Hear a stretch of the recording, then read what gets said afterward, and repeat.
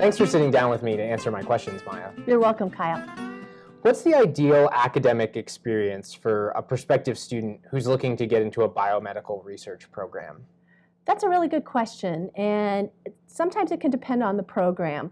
But in general, students who have a good scientific educational foundation are strong applicants. So maybe a biology series or a chemistry series or a biochemistry series.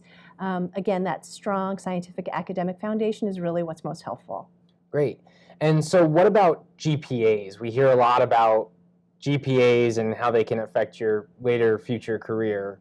What kind of GPAs are necessary for these types of programs? Again, that can really depend on the program or the institution. So sometimes there can be an institutional grade point average. So for example, the University of Washington has a 3.0 grade point average to apply to graduate school. And then a program might have a different requirement beyond that, or a program might have a recommendation. So for example, my program recommends a 3.5 GPA. And we recommend that because we are a rigorous program, and generally students who have a 3.5 grade point average do better in our program. Also though, our committee recognizes that the GPA is just one part of someone's application.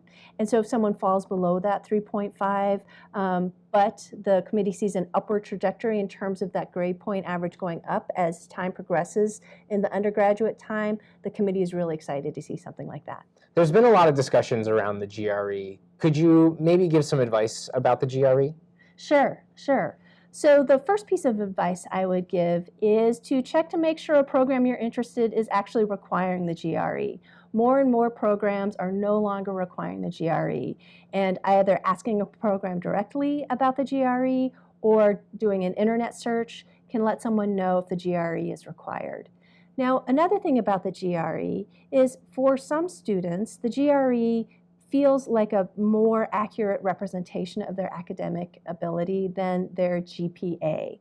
And so depending on the program, there may be space in an application to talk about a GRE score being a better reflection of their academic ability than a GPA, even if a program does not require the GRE. So again, the GRE can be a valuable tool for a student if they want to use that as their marker for academic abilities. Lab experience, obviously really important in graduate school. Could you talk about how important it is? Sure. For many programs, independent lab research experience is really the most important thing that a committee is going to want to see. So in terms of what independent lab research experience is, that's lab experience that happens outside of coursework. So certainly anyone applying to a biomedical PhD program is going to have a lot of lab coursework experience.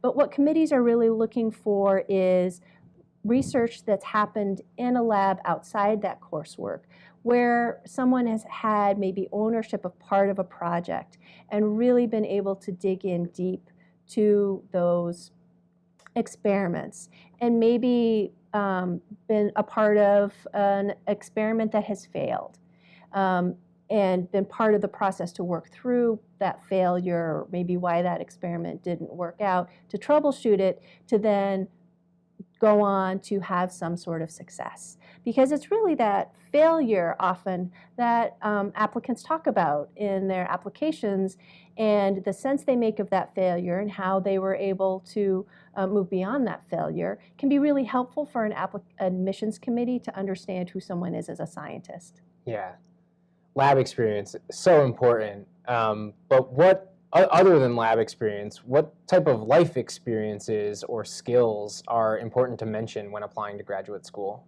Yeah, that's another really great question. Just what we were talking about before in terms of that facing failure in a lab. Talking about that failure and how someone overcomes that failure in a lab can be really helpful for an application, because again, a committee has a sense of who someone is as a scientist. A lot of committees, though, my committee, for example, recognize that that failure or facing that struggle may not come in a scientific situation. Sometimes it comes from a life situation. But those skills that someone may face in a life situation are directly applicable to the kind of obstacles someone might face in a scientific situation. So making that connection between life experience and scientific experience can also be really helpful, again, to give that fuller picture of who someone is as a scientist. Yeah, the ability to be able to persevere through difficult times can be really helpful when working in a scientific lab. Yes, because science is hard, and showing that you know that science is hard and here's ways that you've coped with that can be really helpful for a committee to see. Yeah. You always talk about developing your scientific network. Could you explain what you mean by that? Sure, sure. So from a purely pragmatic standpoint, for all of these biomedical programs, all of them are going to require at least 3 letters of recommendation. And those letters of recommendation are really important for a committee to get another perspective of an applicant, who an applicant is as a scientist. So committees are hoping to see specificity, meaning really concrete examples of scientific problems someone has approached in a lab and how they worked through those. So absolutely, faculty who can write a letter of recommendation for you is very important for your scientific network.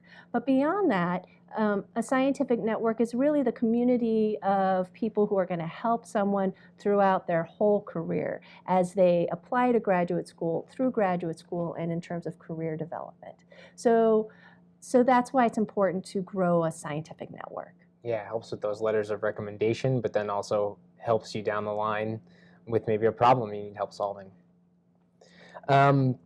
Obviously, life experiences, lab experiences, academic experiences are all really important. What about community participation? How does that fit into the application? That's another really good question. In terms of community participation, it can often be helpful to highlight experiences that you have where you've learned to communicate your science to a different population other than primarily scientists in an academic setting. So maybe that's working with high school students. Maybe that's working with communities that maybe have been underserved by scientific education. So really working with a wide range of people in terms of science can be helpful, or also anything that's really developed leadership skills that would be directly applicable to becoming a scientific leader further on down the line. Yeah, and so some of those examples might even be starting their own student organization or helping out with mentoring other populations. Right, yeah, those are great examples. Great. Well, thanks for sitting down with me, Maya, and answering my questions about experiences needed to apply to graduate school. You're welcome. I'm really glad I could come, and it was a lot of fun to chat with you.